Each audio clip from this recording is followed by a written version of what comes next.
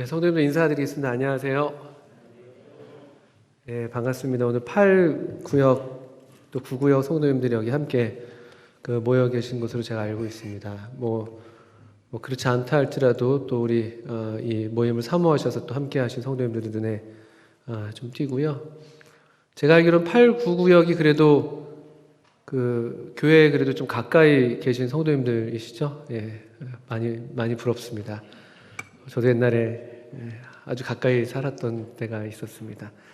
주일날 올라올 때마다 저희가 살았던 그 곳들을 좀 지나오게 되는데 그런 추억에 좀 젖곤 합니다. 오늘도 이제 올라오면서 저희 집사람이랑 그때 뭐 어떻게 저렇게 모였었는데 그때 집에서 성도님들이 이렇게 저렇게 오셔서 같이 교제하시고 그러셨는데 이런 얘기들 하면서 이렇게 올라옵니다. 어쨌든 우리 8구역 또 9구역 성도님들 또 인근에 또 멀지 않은 지역에 사시는 성도님들 사실 그런 이제 잘 모르시겠지만 뭐 누구는 뭐 서울의 노른자 땅이 어디냐 이런 것들 얘기할 수 있겠지만 그래도 우리 주님의 백성 된 우리 성도들에게는 하나님의 교회에 가까운 곳이 제가 알기로는 진짜 노른자 땅이다.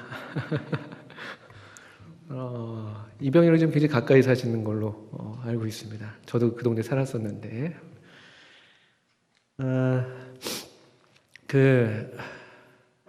저희들이 지금 11월부터는 주님이 허락하신다고 저희가 믿고 함께 이제 1부와 2부로 나누어서 지금 이렇게 구역에 좀 제한을 둬서 좀 인원을 좀 조정하고 있습니다만 이제는 우리가 그렇게 하지 말고 우리 모든 성도님들이 좀 더 함께 모이는 쪽으로 하자 이렇게 이제 교회에서 정해서 우리 성도님들께 안내를 드리고 또 그런 면에 대해서 계속 좀 함께 하나님 말씀으로 저희가 격려를 받고 있습니다. 아까 어느 성도님께서 예배 중에 형제가 연합하여 동거함이 어찌 그리 선하고 아름다운고 시편 133편의 말씀을 인용하시면서 예배를 하셨습니다. 예배를 드리셨는데 그게 이제 다윗이 절기를 맞아서 예루살렘을 향해서 올라오는 무수한 이스라엘 백성들, 하나님의 백성들, 참 이 기쁨 가운데 기대 가운데 이 성전을 향해서 올라오고 있는 하나님의 백성들을 이렇게 바라보면서 느꼈던 감격, 또 기쁨, 또 환희, 또 그것이 이제 신령한 것이었기 때문에 그대로 하나님의 기쁨이라고 우리가 볼 수가 있을 텐데 바로 그런 마음을 노래했었죠. 성전에 올라가는 노래 중에 하나입니다. 시편 133편. 이제 그런 기쁨이 사실 우리 가운데 이렇게 경험된 지가 꽤 오래 됐습니다. 물론 우리가 이렇게 좀 적은 수라 할지라도 또는 뭐 온라인으로라도 이렇게 얼굴을 뵈면 그것도 참 기쁨이 되고 또 감사가 되는 안 보는 것보다 훨씬 나으니까요. 그렇지만 정말 이 성도가 형제가 연합하여 동거하는 이 하나님의 전에 이 예배를 위해서 함께 모이는 그냥 그 예배를 향해서 올라오고 있는 성도들의 모습만으로도 상당히 사실 우리 마음에 크게 격려가 되고 기쁨이 되는 것이죠. 여기 앉아 계신 성도님들이 사실 그래서 우리 모두에게 다 그와 같이 또 서로에게 기쁨이 되고 격려가 되는 것 같습니다. 특별히 여기 이쪽에 많이들 모여 앉아 계신 것 같아요. 여기 특별히 더 기뻐하시는 것 같아요. 서로를요. 굉장히 어떤 한 구역이신가요? 이렇게 특별히 의도하신 것 같지는 않은데 굉장히 연합하여 동거하신 모습이 약간 가운데 엉성하고요. 좀 많이 엉성한데 아마 이제 곧 있으면 또 정말 주님 안에서 우리 함께 이렇게 서로를 기뻐하시고 더 주님을 예배하는 주님을 중심으로 하는 그런 아름다운 하나님의 가족으로 더 온전한 모습으로 다시 만나게 될 것들을 고려하게 됩니다. 정부도 뭐 11월부터는 이제 위드 코로나를 이제 준비하고 있다고 하죠. 일상 회복 지원 이런 이름으로 이렇게 또 팀을 꾸려가지고 이제 의논하면서 실제적인 준비를 하고 있다고 듣고 있습니다. 근데 그 말이 참 좋습니다. 일상 회복 이런 표현을 쓰고 있는데요. 회복이라는 단어죠. 회복. 그 9월 제가 이제 카톡을 보니까 9월 2일자이더라고요. 9월 2일에 우리 모임의 어느 모치님께서 저한테 야심한 저녁에 카톡을 보내오셨습니다.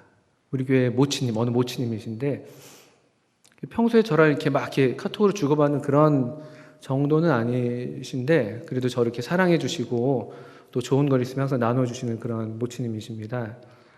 카톡을 주셨는데 거기에 또 받으신 분들도 계시겠다 싶습니다. 그 7080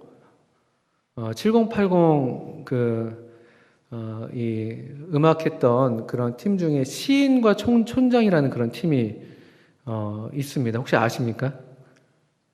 저만 아는 건가요? 예, 뭐 모르실 수도 있겠죠. 근데 저는 조금 이제 제가 그걸 왜 아는지 모르겠네요. 근데 좀 시대가 다른데 전 7080 아닙니다.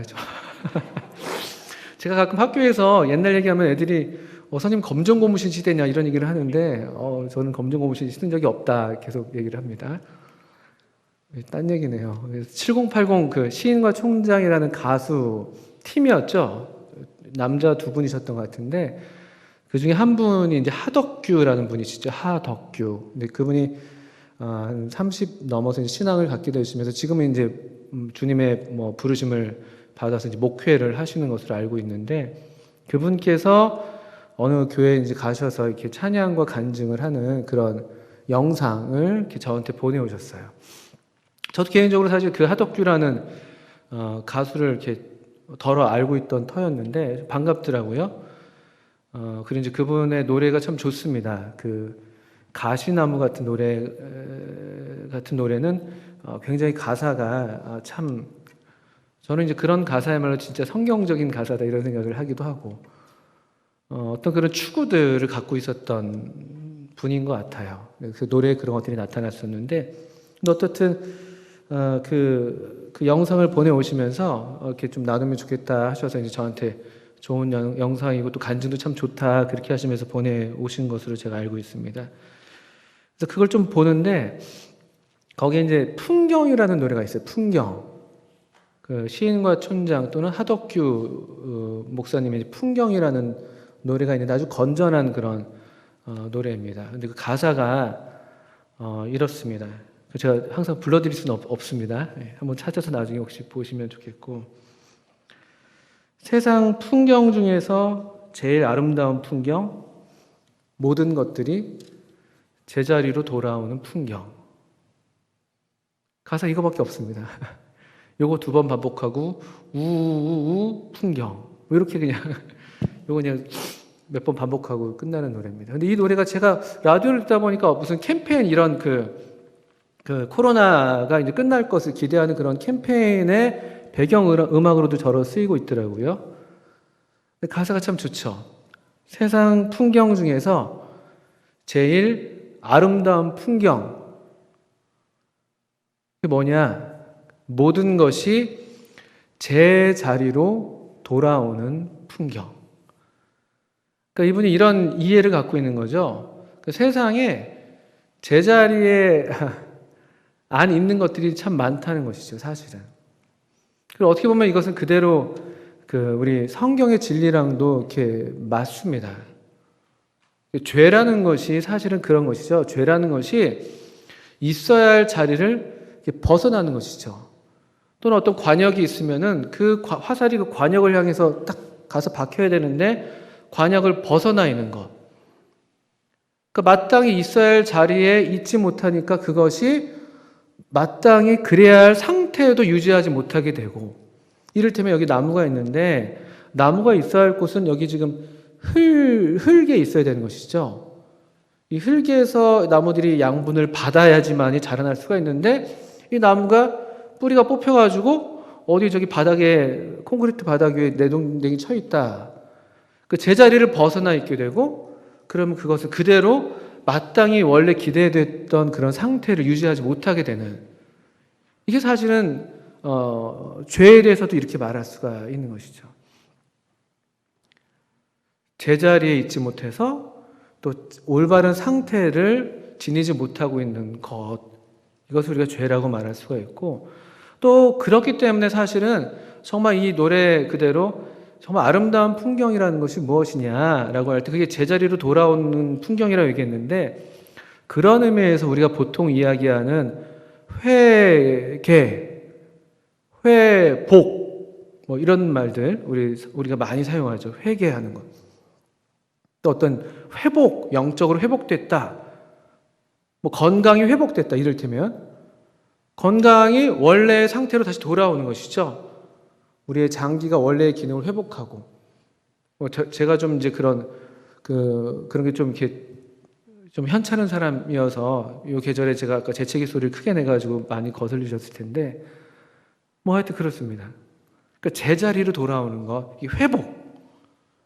또 성경에서 회개라고 얘기할 때도 그것이 뭐 아이고 잘못했어요, 그냥 이렇게 그냥 막 이렇게 슬퍼하고 이런 정도로 의미하는 것이 아니라, 항상 성경에서 회개는 잘못된 방향으로 가던 그 길에서 돌이켜서 다시 원래 자기가 있어야 할 자리를 향해서 돌아오는 그런 행동이 바로 회개인 것이죠. 그것에 좋은 이제 그림이 되는 이야기가 탕자의 이야기가 바로 그렇습니다. 탕자의 이야기. 그렇지 않습니까? 탕자가 그 집을 떠나서, 아버지를 떠나서 멀리 가 있었는데, 그가 이제 그곳에서 정신이 들었을 때, 제정신이 들었을 때 아버지 집을 떠올리게 되면서, 아유, 거기서 내가 잘못했네 하면서 그냥 가슴을 치고 그냥 주저앉아서 그냥 아유 울고불고 이런 정도가 아니었죠. 그가 돌이켜서 아버지께로, 집으로 돌아오는 그런 이야기를 우리가 성경에서 또 우리 주님께서 들려주셨는데, 참 그것이, 그런 그림들이 그 이제 회개 또는 회복, 제자리로 돌아오는 그런 아름다운 풍경화가 그대로 되는 것이죠. 성경을 가만 보시면 성경의 큰 이야기는 그래서 하나님께서 이 만물을 회복하시는 이야기인 것이죠. 하나님께 이 세상을, 우리 사람들을 포함해서 이 세상을 참 온전하고 아름답게 창조하셨는데, 우리가 있어야 될 우리의 자리, 피조물의 자리죠. 선악과를 따먹지 말라는 그 말씀에 순종해야 하는 피조물의 자리를 벗어나서 하나님과 같이 되겠다고 하는 그런 아주 더러운 야망을 품은 순간 우리가 이미 자리를 벗어나게 됐었죠. 그것이 타락이 됐었습니다. 타락의 시작이었고, 인류의 역사는 사실은 이 타락의 연속, 타락이 심화되고 정말 더 이상 떨어질 수 없을 때까지 떨어지는 그런 비참한 이야기들이 사실은 이 성경의 사람들의 이야기이고 또 우리 인류 역사의 이야기입니다.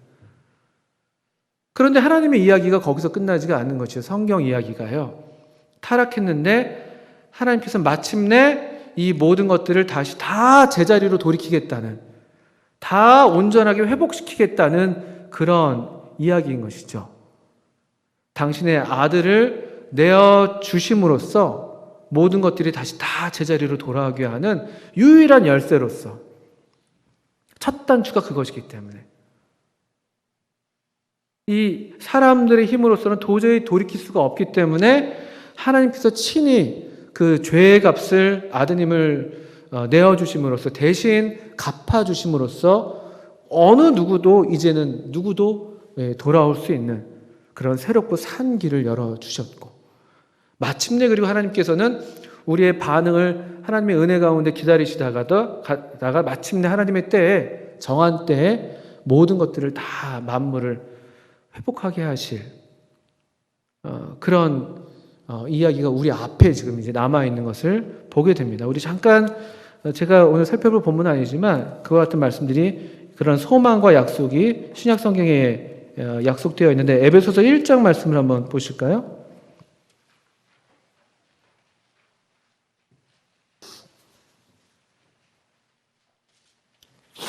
에베소서 1장 9절 10절을 한번 읽어보겠습니다. 에베소서 1장 9절 10절. 에베소서 1장 9절 10절입니다. 그 뜻의 비밀을 우리에게 알리신 것이요 그의 기뻐하심을 따라 그리스도 안에서 때가 찬 경륜을 위하여 예정하신 것이니. 하나님의 뜻의 비밀이 있는데 우리에게 알려주셨습니다. 그것은 아마도 이 말씀이 이어지는 대로 그리스도 안에서 때가 찬 어떤 하나님의 경영 계획, 경영하시는 계획이 있고 그것을 위해서 예정하신 것이라고 말씀하고 있죠. 그러면 그 때가 찬 경영 계획, 마침내 하나님의 때가 완전히 도래하게 될 때, 그 때가 찼을 때에 일어나게 될 일은 무엇인가? 10절에 보시면 하늘에 있는 것이나 땅에 있는 것이 다 그리스도 안에서 통일되게 하려 하십니다. 하늘에 있는 것이나 땅에 있는 것. 사실 모든 이 피조물 세계를 가리키는 말입니다. 이것이 통일되게 하는 것. 이 통일된다는 것은 그것들이 하나의 온전한 하나의 단일체로서 각각이 있어야 될 자리로 돌아오게 되는, 마치 우리 에베소서는 이제 교회를 그리스도의 몸에 비유하고 있는데, 우리 몸에 여러 지체들이 있잖아요. 눈은 어디에 있어야 됩니까? 눈이 여기 있어야 됩니다. 눈은 어디 있나? 여기. 이렇게 이제 우리가 노래를 부르고 배워왔지 않습니까? 마땅히 다 있어야, 이 지체들이 있어야 할 곳에 제대로 있을 때 비로소 온전한 몸이 되어서 완전한 통일체로서 그런 기능을 하고 원래의 그런 형상이 되는 것처럼, 여기 어느 한 때가 되면 하나님께서 땅에 있는 것이나 하늘에 있는 것이 다 그리스도 안에서 제재를 찾는 그런 이야기들이 에베소서에서 약속이 되어 있습니다. 이런 비슷한 말씀들이 하늘에 있는 것, 땅에 있는 것, 이런 표현들이 흥미롭게도 에베소서, 빌립보서, 골로새서에 다 나오는데요. 빌립보서 말씀도 한번 보실까요? 빌립보서 2장에 우리가 잘 아시는 우리 주님의 마음을 품으라는 그런 교훈을 주시면서, 주님께서 이와 같이 하나님의 뜻을 따라서 순종하셔서 자기를 낮추셨는데, 2장 9절, 10절, 11절 보실까요? 이러므로 하나님이 그를 지극히 높여 모든 이름 위에 뛰어난 이름을 주사 하늘에 있는 자들과 땅에 있는 자들과 땅 아래에 있는 자들로 모든 무릎을 예수의 이름에 꿇게 하시고 모든 입으로 예수 그리스도를 주라 시인하여 하나님 아버지께 영광을 돌리게 하셨느니라. 유사한 표현들이 나오죠. 이건 사실은 더 확대가 되어 있습니다. 하늘에 있는 자들, 땅에 있는 자들, 심지어 땅 아래에 있는 자들까지도. 우리 주님께서 최고의 자리에 계신 것을 보고 지극히 높으신 가장 뛰어난 그 이름 앞에 모든 무릎이 꿇는 것. 이 하나님과 이 피조물의 관계가 온전하게 다시 재정립되는, 또 그래서 마땅히 피조물들은 경배할 그분을 경배하는 이런 말씀이 빌립보서에 있고요. 아까 또 우리 골로새서도 어느 성도님께서 예배 시간에 읽으셨어요. 골로새서 1장에서도 이런 비슷한 표현을 사용한 말씀들이 나옵니다. 1장 20절. 골로새서 1장 20절. 그의 십자가의 피로 화평을 이루사 만물 곧 땅에 있는 것들이나 하늘에 있는 것들이 그로 말미암아 자기와 화목하게 되기를 기뻐하심이라. 전에 악한 행실로 멀리 떠나 마음으로 원수가 되었던 너희를 이제는 그의 육체의 죽음으로 말미암아 화목하게 하사. 우리가 원래 하나님과 원수의 관계로 지어진 게 아니잖아요. 하나님의 형상을 따라서 참 우리를 사랑의 대상으로 우리와 함께 하시기 원하셔서 우리를 창조하셨는데, 근데 우리가 원수가 되어 있지 않습니까? 이 자리를 벗어나서 하나님을 반역하는 편에 우리가 지금 서 있는데, 여기도 십자가의 피로 화평을 이루사 만물 곧 땅에 있는 것들이나 하늘에 있는 것들이 자기와 하나님과 화목하게 되기를 기뻐하셨다. 이런 약속이 이미 우리에게 이루어져 있기도 하고, 또 장차 참으로 이 말씀 그대로 모든 피조물들이 이제 하나님 안에서, 하나님을 반역한 하나님의 원수들은 마땅히 그 형벌을 받을 것이고요. 그리스도 안에서 그의 피로 화평을 이룬 그런 우리 모든 피조물들 또는 모든 인류는 마땅히 우리가 있어야 될 자리로, 그분의 발 앞에 그분의 이름에 무릎을 꿇고 경배하는 예배자로 우리 하나님은, 또 아드님 예수님은 우리의 예배를 받으실, 참으로 이 만왕의 왕 만주의 주로서, 이 창조주로서의 그 자리가 뭐랄까요, 이미도 그렇지만 그 자리를 누구도 빼앗을 수 있는 건 아니지만 온전하게 선포가 되고 모든 피조물들을 통해서 인정이 되고 고백되는 그런 장래의 소망이 우리에게 있습니다.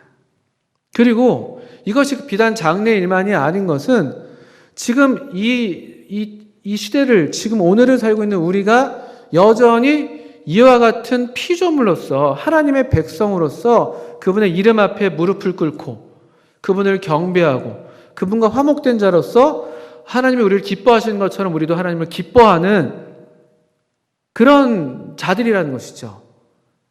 그것을 실제로 우리 자신에게도 그렇고 우리를 지켜보는 누군가에게도 그렇고 또 우리를 지켜보는 어떤 영적인 피조물들에게도 이 사실, 우리가 지금 제자리에 있습니다.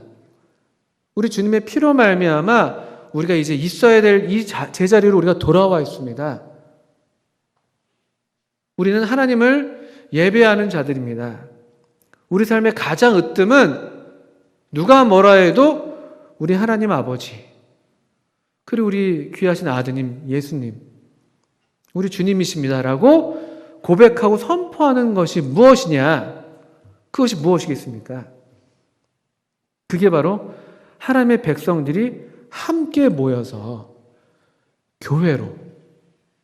교회로서 드리는 공적 예배인 것이에요. 교회가 보통의 피조물이, 보통의 어떤 것이 아니에요. 우린 그냥 교회 가면 가는 것이고, 모이면 모이고, 예배 그냥 드리면 드리고, 집에서 드려도 되지 않나?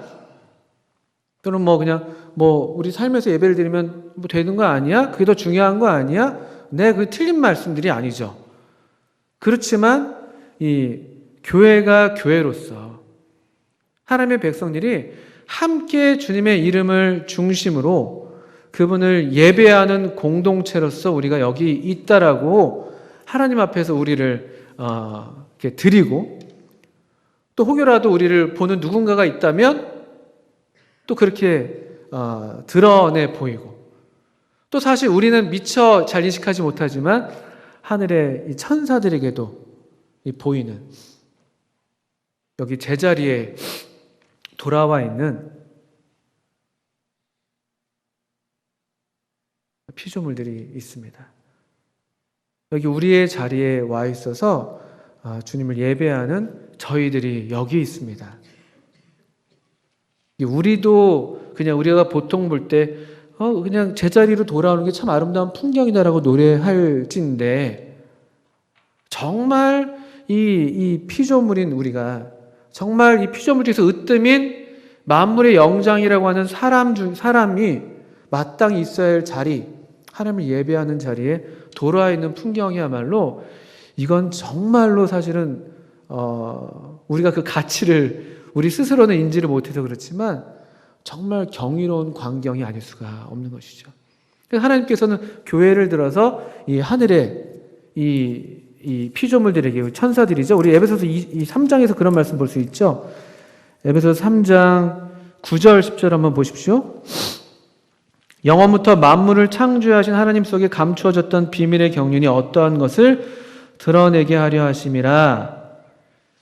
말씀이 좀 어렵죠. 근데 자세히 읽어보시면 다시, 하나님 속에 감추어져 있는 어떤 비밀의 경륜이 있습니다. 영원 속에, 영원부터 감추어져 있던 어떤 비밀스러운 계획이 있어요. 이건 비밀입니다. 그런데 이제는 드러내고 계신 것이죠. 어떠한 것을 드러내게 하려 하심이라고 되어 있는데요.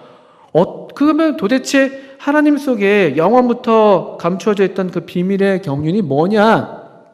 10절을 보시면, 이걸 받아서 얘기하잖아요. 이는 이제 교회로 말미암아 하늘에 있는 통치자들과 권세들에게 하나님의 각종 지혜를 알게 하려 하심이니 곧 영원부터 우리 주 그리스도 예수 안에서 예정하신 뜻대로 하신 것이다.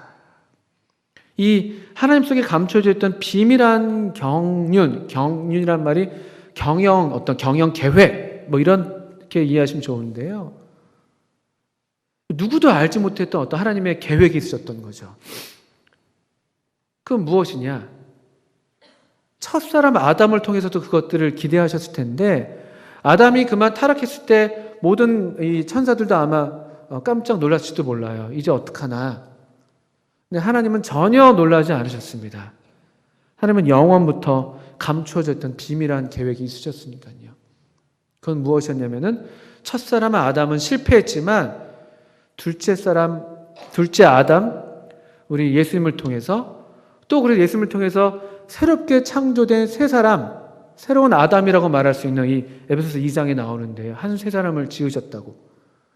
이 교회로 말미암아서 하나님께서 각종 지혜, 하나님이 얼마나 지혜로우신지, 얼마나 우리의 생각과 이해를, 모든 피조물들의 생각과 이해를 초월하시는 그런 온전한 지혜로서 만물을 경영하셔서 마침내 하나님의 이름이 영광을 받으시게 하시는지, 그 일을 이루시는데 놀랍게도 교회로 말미암아 하늘에 있는 통치자들과 권세들에게 알게 하신다는 것이죠. 아담을 보면서 이 경탄에 맞지 않았을 이 천사들이 오늘날 교회를 보면서 이 주님 안에서 이 먼저 만물이 다 통일되기 전에 하나님의 은혜와 성령님으로 말미암아서 먼저 제자리를 찾아서 그리스도의 몸을 이루고 있는 교회를 통해서 하나님께서 각종 지혜를 하늘에 있는 통치자들과 권세들에게 나타내 보이신다는 것이죠. 얼마나 놀라운 이야기인지 모릅니다. 근데 우리가 이 교회, 또 교회로서 모이는 이런 교회 모임에 대해서 하나님께서 이렇게 기대하시고 하나님께서 보시는 것만큼 충분하게 이에 대한 이해를 갖지 못하는 것이 사실 오늘날의 우리들의 문제입니다. 또 많은 소위 기독교인이라고 하는 사람들의 문제죠. 교회를 선택사항으로 생각하는 것이에요. 옵션으로 그냥. 예수님 믿어요. 저 구원 받았죠. 교회는 근데 제가 좀 시간이 되면 갈 수도 있고, 저는 근데 사람들이랑 좀 얽히고 설키는 게 영 좀 불편해서요. 온라인으로 요즘에 좋은 말씀들 많은데요. 말씀 좀 찾아 듣고, 또 예배도 요즘에는 온라인으로 하고 있으니까 우리도. 그런 문제는 아니에요. 우리가 우리가 이 코로나로 인한 이런 방역 문제, 또 이 어떤 사회적인 책임을 다하는 입장에서 우리가 최대한 할 수 있는 어떤 우리 그리스도인의 양심으로서 이와 같이 해왔지만, 저희가 분별할 때는 이제는 이제 그 이상의 것을 우리가 해야 될 때다라고 우리가 결정을 했었습니다.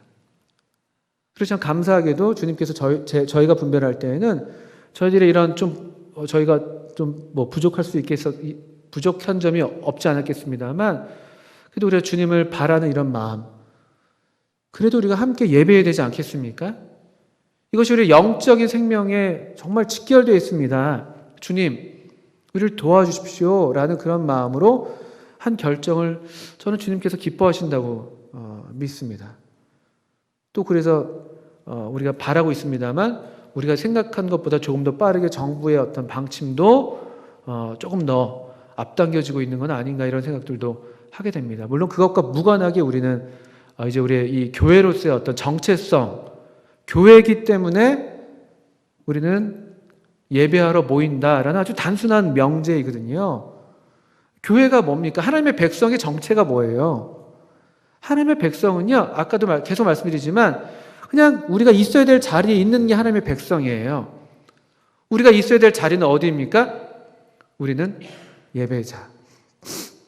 하나님은 우리의 예배를 받으셔야 될 창조주, 우리의 구원자, 우리 교회의 머리, 내 생명을 사신 분, 마땅히 우리로부터 사랑과 경배를 받으셔야 할 분, 그리고 그분께서 우리를 하나님의 피로 교회를 사셨기 때문에, 하나님의 피로 교회를 사셨기 때문에 우리는 하나님의 피로 사신 바 된 교회로서, 그분의 소유로서, 교회로서 우리 자신을 하나님께 내어드리는, 이게 우리의 자리인 것이에요. 이게 하나님 백성의 정체입니다. 하나님 백성의 정체. 하나님의 백성, 하나님의 자녀가 하나님을 하나님으로 인정하지 않는, 예배를 하지 않는다는 건 그런 의미거든요. 그런 건 있을 수가 없는 거예요. 내가 그 가정의 자녀라고 할 것 같으면은 내 부모님을 내 부모님으로 인정하고 마땅한 공경을 표현하는 게 아주 정상적이고 상식적인 것 아니겠습니까? 마찬가지인 거예요. 하나님이 우리의 아버지시기 때문에 우리는 그분의 말씀을 따릅니다. 우리의 최종 결정의 권리는, 최종 결정의 어떤 최종적인 권위를 갖고 있는 것은 다른 누구도 아닌 우리 영혼의 아버지, 우리 교회를 사신, 우리 교회의 소유자, 우리 교회의 머리, 주님이십니다. 이걸로 충분한 것이죠. 실제로 성경에서 이런 회복의 이야기가 아주 곳곳에서 이 큰 그림을 예시해 주는 것처럼 그런 작은 이야기들이 많이 있는데요. 오늘 남은 짧은 시간에 저와 함께 그 회복의 이야기를 잘 담고 있는 에스라서를 한번 대략적으로 훑어보면서 이런 말씀들 좀 더 드려보겠습니다. 여러분 아시는 것처럼 에스라서, 이스라엘 백성들이 있어야 할 곳에 있지 못했습니다. 그들이 이 하나님의 백성으로서, 선택받은 백성으로서 하나님께서 정하신 곳, 이 가나안 땅, 그곳에 있어야 되는 것이었잖아요. 실제로 그래서 하나님의 이 약속을 따라서 모세 그리고 여호수아의 인도력 아래에 그들이 가나안 땅에 들어가 있었습니다. 또 하나님의 은혜를 힘입어서 그곳에서 참 찬란한 하나님의 영광을 누리는 그런 축복들을 맛보았었죠. 다윗 때 그러했고 솔로몬 때 그러했고. 그런데 그들이 그만 이 하나님을 떠나는, 우상을 숭배하는 범죄로 인해서 차츰 국력이 쇠해지고 마침내 한 1000년 채 누리지 못하고 가나안 땅에서의 그 시간을요, 보통 우리가 출애굽할 때를 한 BC 1440년으로 얘기를 하고 있으니까, 그리고 남유다 왕국이 멸망할 때가 BC 최종적으로 586년 보통 그렇게 얘기하고 있으니까 1000년을 채 못 지냈습니다. 이 가나안 땅에서. 하나님의 징계의 손으로 그들이 있어야 할 곳에서 다른 곳으로 옮겨졌죠. 바벨론이라는 머나먼 땅으로. 이 바벨론에서 다시 이 이스라엘로 돌아오는 데에 보통 한 4개월 정도 되는 시간이 소요되는 그 당시에 아주 먼 곳으로 그들이 흩어지게 됐었습니다. 물론 남아있는 백성들도 있었겠습니다만, 그랬는데 하나님께서 놀랍게도 이 하나님의 백성을 다시 그들이 원래 있어야 할 곳으로 회복시키시는 이야기가 에스라서인 것이죠. 아주 놀라운 이야기입니다. 거기서 우리 이런 회복에 대한 교훈들을 몇 가지 볼 수가 있는데요. 먼저 회복의 시작에 대해서 볼 수가 있습니다. 에스라서 1장을 보십시오. 에스라 1장, 여러분 이제 성경을 다 펴셨을 텐데, 에스라 1장 1절. 바사왕 고레스 원년에 여호와께서 예레미야 입을 통하여 하신 말씀을 이루게 하시려고 바사왕 고레스의 마음을 감동시키심에 그가 온 나라에 공포도 하고 조소도 내려 이르되, 바사왕 고레스는 말하노니 하늘의 하나님 여호와께서 세상 모든 나라를 내게 주셨고 나에게 명령하사 유다 예루살렘의 성전을 건축하라 하셨나니 이스라엘 하나님은 참신이시라. 너희 중에 그의 백성된 자는 다 유다 예루살렘으로 올라가서 이스라엘 하나님 여호와의 성전을 건축하라. 그는 예루살렘에 계신 하나님이시라.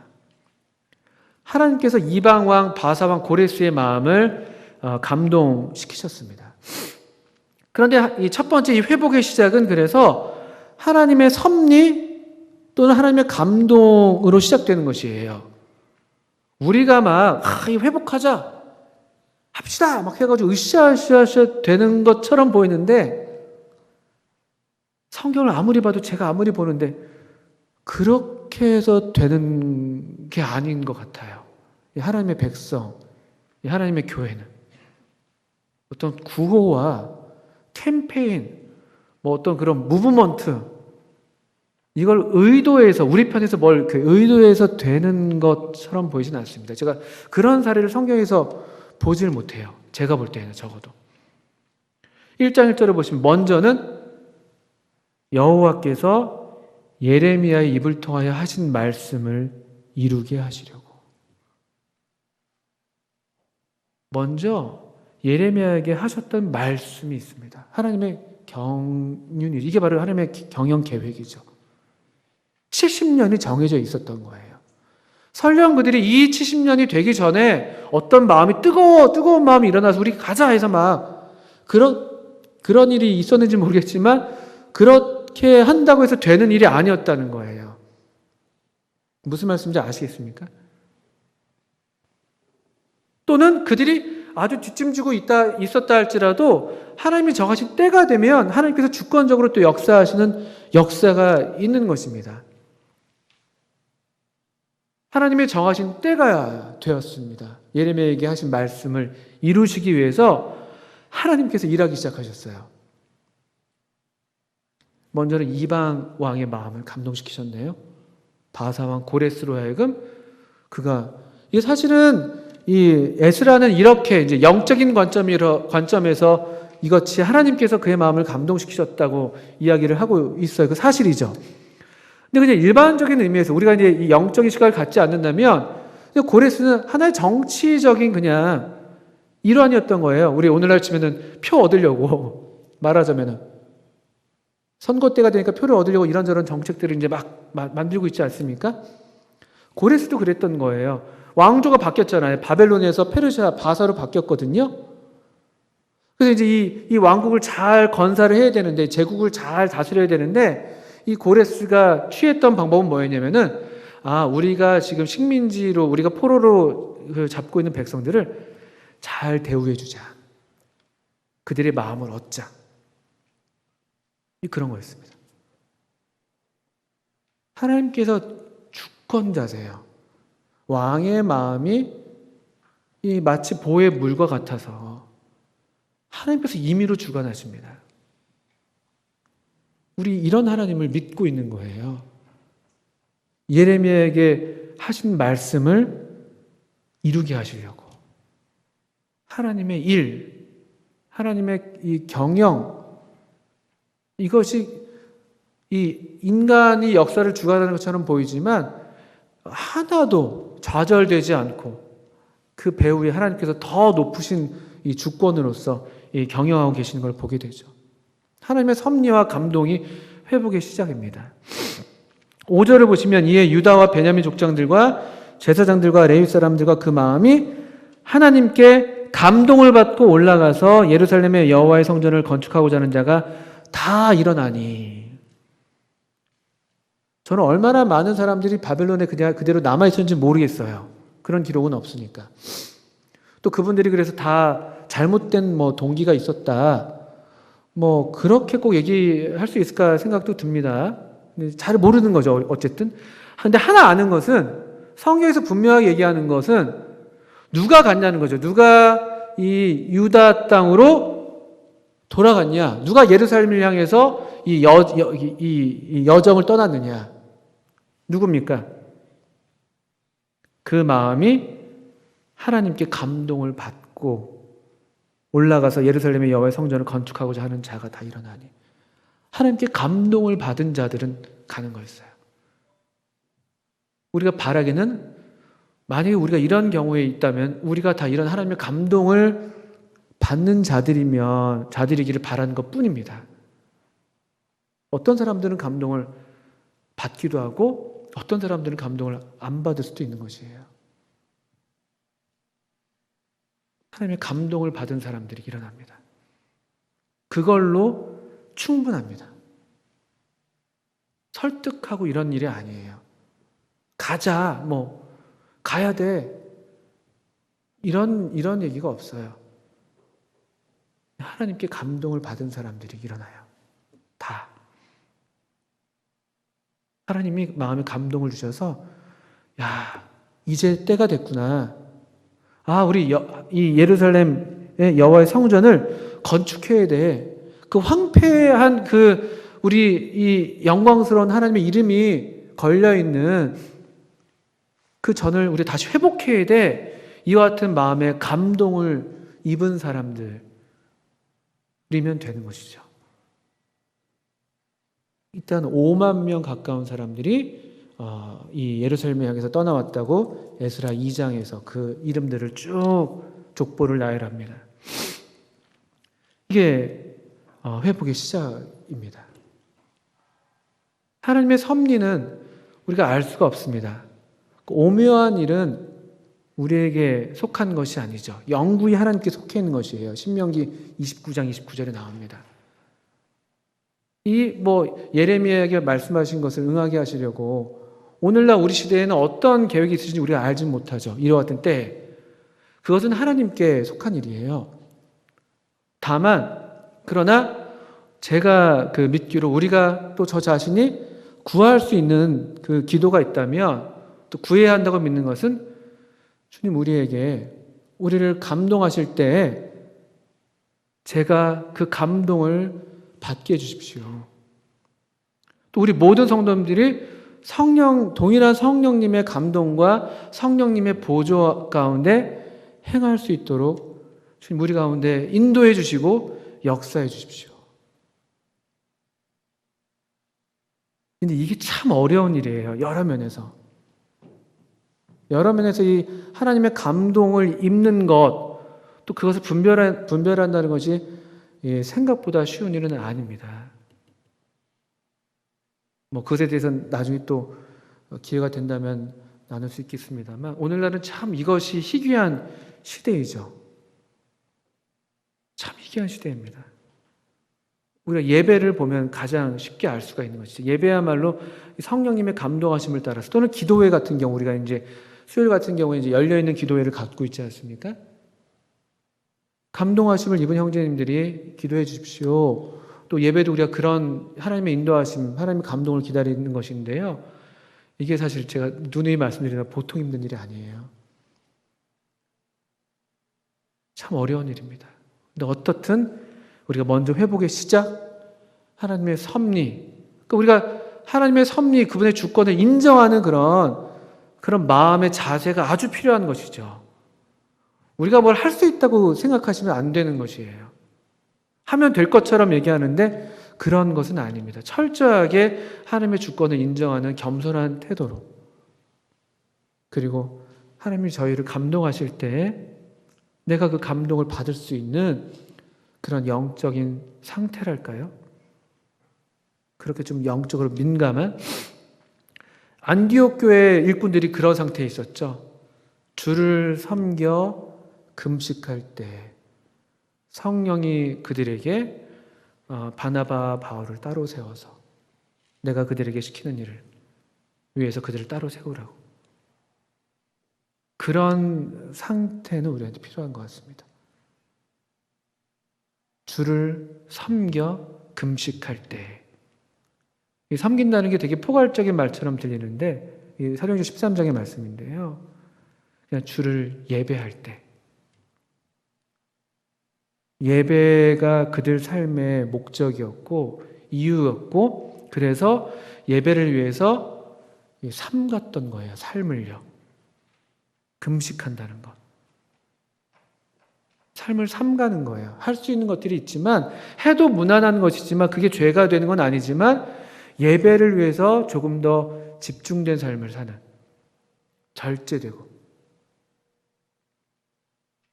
예배를 위해서 그들이 그런 종류의 삶을 살고 있었어요. 왜 그랬을까요? 해야 될 일도 많았을 텐데요. 예배가 가장 중요하다는 이해가 있었기 때문이죠. 그런 믿음이 있었기 때문에 주를 예배하며 금식할 때, 그럴 때 성령님께서 좀 뭐랄까요? 순적하게 편안하게 우리를 인도하시고 또 우리도 그 성령님께서 우리에게 무엇을 말씀하시는지를 이해하기가 좀 더 쉽게 되는 것 같아요. 이렇게 회복이 시작됩니다. 그런데 여러분들 에스라 4장 이후를 보시게 되면 이게 하나의 원리라고 저는 보여지는 거예요. 이 회복이 시작되면 그게 자연스럽게 되는 게 아닙니다. 또 특별히 성전을 건축하는 것, 이 이스라엘 사람들에게 성전이 왜 중요했는가? 그들의 어떤 우리가 하나님의 백성이다.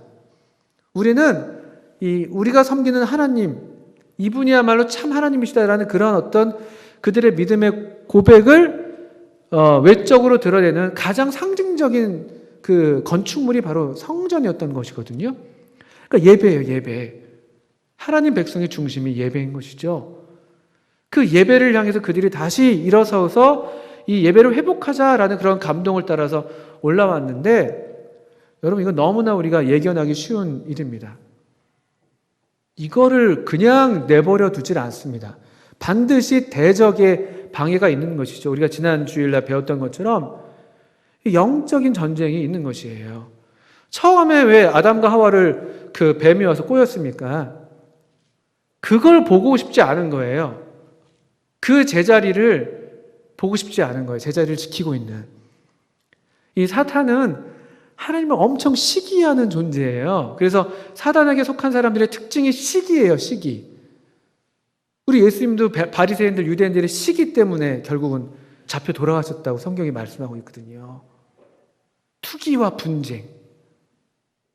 이게 육신의 일이에요. 시기하는 것. 이 사탄이 제일 싫어하는 게 하나님이 하나님으로 인정되고 하나님이 예배받는 것이죠. 그래서 아담과 하와를 그렇게 꼬였던 거예요. 자기처럼. 사단이 왜 사단이 됐습니까? 자기 지위를 지키지 않았다고요. 유다서에 보니까. 있어야 될 자기 자리를 지키지 않아서 사탄이 된 거거든요. 그러니까 이제 너 죽고 나 죽고 하는 거죠. 나 혼자 갈 수 없어. 그 마귀와 사탄과 그 악한 천사를 위해서 예비된 그 불못에 같이 가자고 우리를 계속 꼬이는 거거든요. 그리고 이 하나님께서 예배받는, 하나님께서 최고의 영광을 받는 것을 못 견디합니다, 사탄이. 그러니까 4장에 보시면 방해하는 이 엄청난 이 세력들이 등장하는데, 여기 보시면 4장 1절 이후로 4장 전체가 사실 이 성전의 회복을 제거는 방해하는 세력입니다. 그 이야기들이죠. 그리고 이것을 연대를 섞어가지고 사실은 후대에 이 방해까지 다 여기다 모아서 같이 기록을 했는데, 그 이유인즉슨 제가 분별할 때는 그만큼 방해가 심했다는 것을 얘기하는 게 아닌가. 근데 또 슬프게도 이 방해에 이 하나님의 백성들이 그만 굴복해요. 이 방해가 꽤 그럴듯합니다. 어쨌든 공권력이 투입이 됐거든요. 공권력이요. 이 7절 이후에 보니까 이 조서가 이제 조서라기보다 이제 상소가 올라갔고, 그것에 대해서 왕이 이제 조서를 내렸는데 아주 그 불리한 입장으로, 하나는 경제적인 이유로, 하나는 뭐 문화적이라고 할까요? 경제적인 이유는 이 세금, 조세. 4장 13절 이후에 보니까 이렇게 고소를 해요. 이제 왕은 아시옵소서, 만일 이 성읍을 건축하고 그 성곽을 완공하면 저 무리가 다시는 조공과 관세와 통행세를 바치지 아니하리니 결국 왕들에게 손해가 되리이다. 우리가 이제 왕궁의 소금을 먹음으로 왕이 수치당함을 참아보지 못하여 사람을 보내어 왕에게 아뢰오니 하면서 이 예루살렘 성을 이렇게 고소하는 것이죠. 이들은 아주 패역한 백성이에요. 왕의 명예에 도움이 되지 않을 것이고 세금도 제대로 내지 않을 겁니다. 경제적인 이유, 정치적인 이유, 문화적인 이유를 들으면서 이 하나님의 백성들을 고소하는데, 그런데 이게 통과가 돼요. 왕이 그들의 고소를 받아들여서 조서를 내리는데 이 공사를 멈추게 합니다. 이것이 오늘날 우리에게 어떤 의미가 될지는 모르겠습니다. 우리도 이와 같은 상황 가운데 있었다고 말할 수도 있겠죠. 지난 한 2년 가까운 시간. 우리가 알지 못하는 중에 하나님의 섭리 가운데 이와 같은 코로나 사태가 생겼을 것이고, 또 이 코로나 이 사태를 통해서 우리를 향한 하나님의 징계의 손길도 있을 수 있다고 생각이 들고, 우리 다 각자 받으시기 나름일 텐데, 어떻든 이 공권력으로 인해서 성전 재건 공사가 중단됩니다. 우리처럼 뭐 2년이면 참 좋았을 텐데, 이 공사는 4장 24절을 보시면 이에 예루살렘에서 하나님의 성전 공사가 바사왕 다리오 제2년까지 중단됐다. 이렇게만 보시면 잘 알 수가 없는데요. 합 16년 동안 중단됩니다. 합 16년. 상당히 긴 시간이죠. 우리가 2년의 이런 시간을 겪으면서도 우리를 볼 때 이 시간 속에서 우리가 이제 솔직히 이야기해서 안주하게 되잖아요. 여러 이유들이 생기잖아요. 여러 이유들이. 뭐 경제적인 이유, 뭐 정치적인 이유, 또 행정적인 여러 이유들이 생깁니다. 이유들은 더 많이 있을 수 있죠. 그러니까 16년의 세월은 얼마나 더 그렇겠습니까? 16년의 시간을 그들이 지나게 됩니다. 처음에는 안달복달했을지도 몰라요. 이거 성전을 다시 지어야 되는데 지금 목재들이 다 와 있는데, 저 레바논에서 지금 다 백향목이랑 다 우리가 주문해서 와 있는데, 하나님의 성전이 이게 다시 빨리 지어져야 되는, 처음에는 그랬을지 몰라요.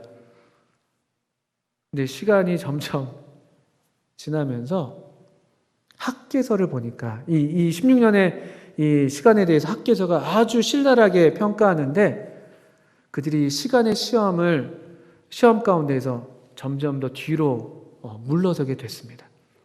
우리도 예외일 수 없어요. 제가 볼 때 누구도 이거 장담할 수 없는 것이죠. 그들이 이 16년의 시간 동안 아주 좋은 핑계가 생겼어요.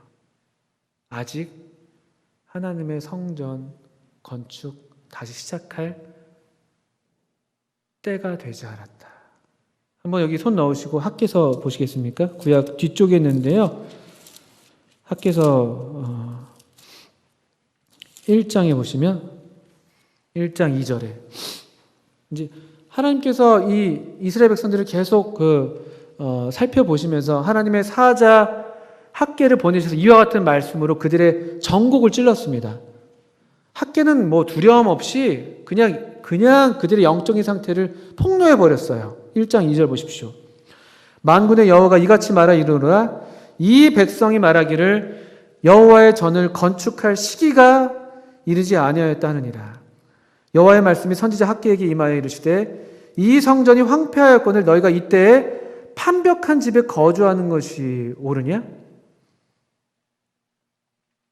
또 7절 이유를 볼까요? 만군의 여호와가 말하노니 너희는 자기의 행위를 살필지니라. 너희는 산에 올라가서 나무를 가져다가 성전을 건축하라. 그리하면 내가 그것으로 말미암아 기뻐하고 또 영광을 얻으리라. 여호와가 말하였느니라. 너희가 많은 것을 바랐으나 도리어 적었고 너희가 그것을 집으로 가져갔으나 내가 불어버렸느니라. 나 만군의 여호와가 말하노나 이것이 무슨 까닭이냐? 내 집은 황폐하였으되 너희는 각각 자기의 집을 짓기 위하여 빨랐습니다. 학개가 좀 연로했던 선지자로 보통 분별하는데, 그래서 그런지 몰라도 어른으로서도 그렇고, 또 하나님의 또 권위, 또 하나님의 위임받은 선지자로서 하나님의 말씀을 가감없이 선포합니다. 16년의 시간 동안, 16년이 됐으니까 그동안에 그들이 항상 해왔던 말은 아직은 때가 아니에요. 좀 더 지켜봐야 되지 않을까요? 왕의 조소가 저렇게 엄격한데요? 조금 더. 처음에는 그게 합리적이고 그럴 수 있었겠죠. 근데 그런 중에 그들의 마음에 서서히 나태가 스며들기 시작한 거예요. 또 보니까 4절에 이 성전이 황폐했는데 그들은 널따란 집에 살고 있습니다. 하나님의 예배가 회복되지 않고 있는데 그냥 집에서 이렇게 편안하게 넓은 집에 모르죠? 또는 뭐 성전 지으려고 그 주문했던 목재를 자기 집으로 가져왔는지도. 집을 꾸미고 집을 넓히고 경제적인 이유가 아니었어요. 돈이 없어서 성전 재건을 못한 게 아니에요. 이런 말씀을 보면요, 10몇 년의 시간 동안 상당히 경제적으로 그들이 뭐 모두가 그런 건 아닐 수 있겠지만 그렇게 힘든 것도 아니었어요. 보면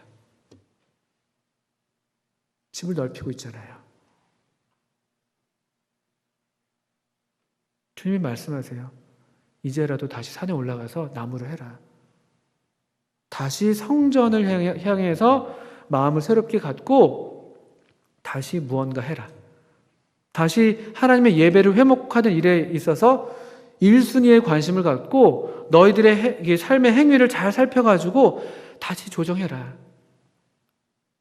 지금 너희들이 있는 그 자리를 살펴봐라.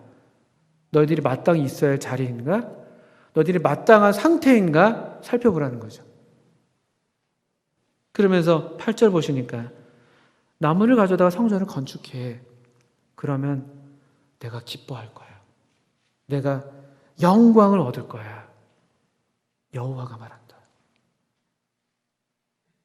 그동안 너희들이 수고한다고 했는데 사실은 그렇게 수고에 비해서 그렇게 소득이 충분하지 않은 면도 있었던 것 같죠. 9절에 많은 걸 바랐지만 도리어 적었고, 그리고 적으니까 적다는 이유로 또 집으로 가져가고, 집으로 가져오면 또 불어버리고 하나님이 뭔가 더 열심히 일하는 것 같은데, 뭔가 더 힘들어서 더 일을 해야 될 것 같아서 더 많은 것들을 하는데 이게 손에 쥐어지는 게 없는 거예요. 이게 참 희한한 일인 것이죠. 그냥 뿌린 대로 거두는 게 자연 법칙인데 자연 법칙이 적용되지 않는 경우들이 있는 거예요. 왜냐하면 자연 법칙을 능가하는 영적인 법칙이 있으니까요. 하나님, 자연을 주관하시는 하나님. 우리가 아무리 수고했는데도 그게 우리 손에 들어오지 않는 때가 있어요. 그래서 영적인 이유가 있을 수 있습니다. 얼른 그것을 살펴서 다시 우리가 우리의 자리로, 또 우리가 마땅한 상태로 다시 돌아올 때, 그때 하나님께서 다시 우리에게 축복을 주시겠다고 하시는 것이죠. 이 학개와 스가랴의 하나님 말씀의 역사를 인해서 이 성전 재건 공사가 다시 시작되는 것이 에스라 5장 1절에 나옵니다. 1절 이후로. 5장 1절만 읽고 제가 마치겠습니다.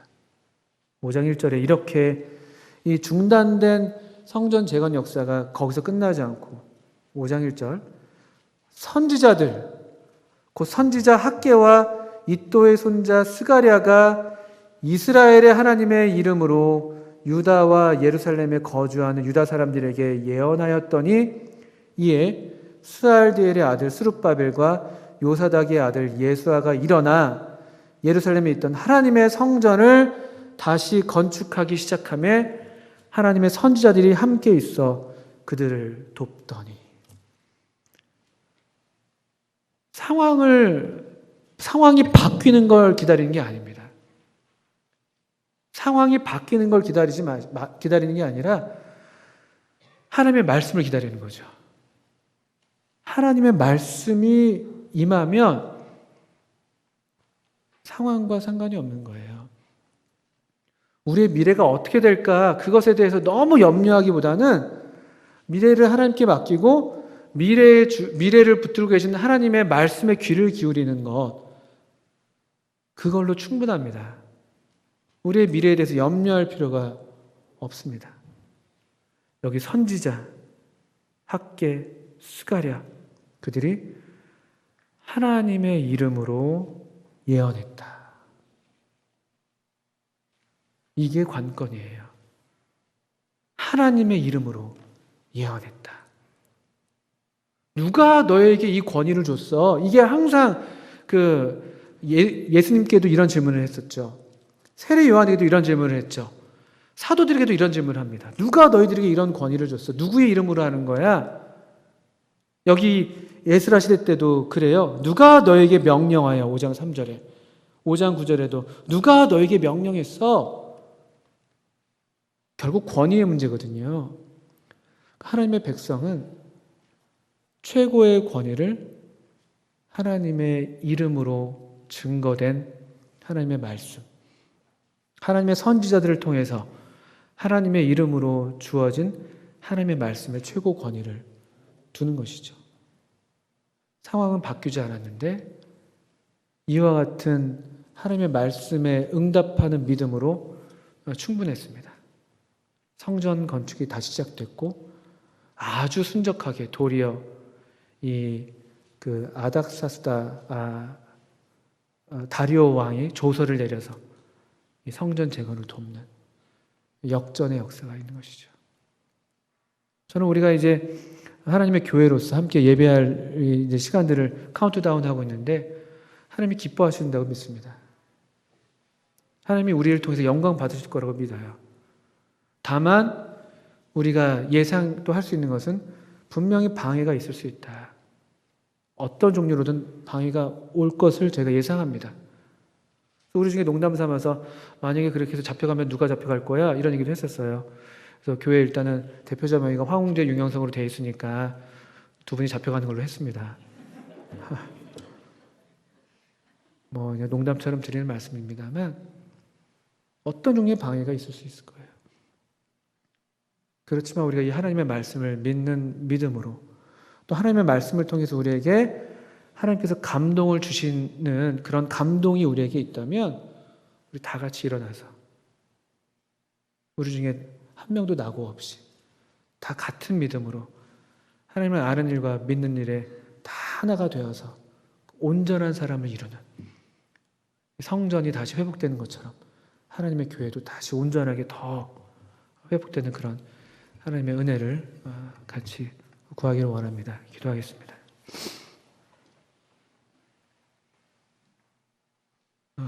아버지 하나님, 이와 같이 어려운 시절에 주님 계속해서 우리에게 말씀해 주시고 특별히 하나님의 성령께서 우리를 인도하시는 것에 우리가 민감하게 반응할 수 있고 또 분별할 수 있도록 계속 우리의 심령을 일깨워 주시고 또 깨끗하게 해주셔서 이와 같은 때에 다시 우리가 우리의 자리로 돌아오는 나는 하나님을 예배하는 예배자라고 고백하며 하나님을 예배하는 이 자리에 나오는 우리 모든 하나님의 자녀들 되게 해주시기를 기도합니다. 예수님의 이름으로 하나님 아버지께 기도합니다. 아멘. 감사합니다.